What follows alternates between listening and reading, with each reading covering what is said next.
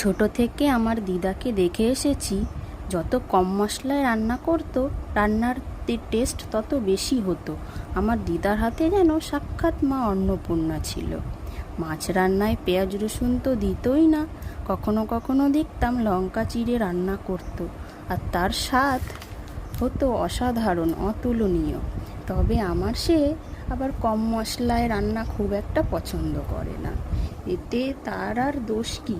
ছোট থেকে সে যেমন খেয়ে এসেছে, কিন্তু আমি আসার পর থেকে তার স্বাদেরও অনেকটা বদল হয়েছে। আজকের রান্নাটাও একদম কম মশলায় করার চেষ্টা করলাম, খেতে হয়েছিল সেই স্বাদ।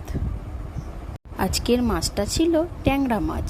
মাছটা ভালো করে প্রথমে ধুয়ে নিয়েছি। ধুয়ে নেওয়ার পরে নুন হলুদ মাখিয়ে বেশ লাল লাল করে ভেজে নিয়েছি। ভেজে নেওয়ার পরে ওই তেলেই বেগুন ভেজে নিয়েছি। বেগুন ভেজে নেওয়ার পরে ওই তেলেই দিয়ে দিয়েছি একটু কালো জিরে ফোড়ন। কালো জিরেটা দেওয়ার পরে দিয়ে দিলাম আলু, পাতলা পাতলা করে কেটেছি। মাছ তো ছোটো মাছ, তাই আলুটাও পাতলা পাতলা করেই কেটেছি। আলুটা লাল লাল করে ভেজে নিয়ে দিয়ে দিলাম অল্প একটু পেঁয়াজ। পেঁয়াজ দেওয়ার পরে দিয়ে দিলাম মশলাটা।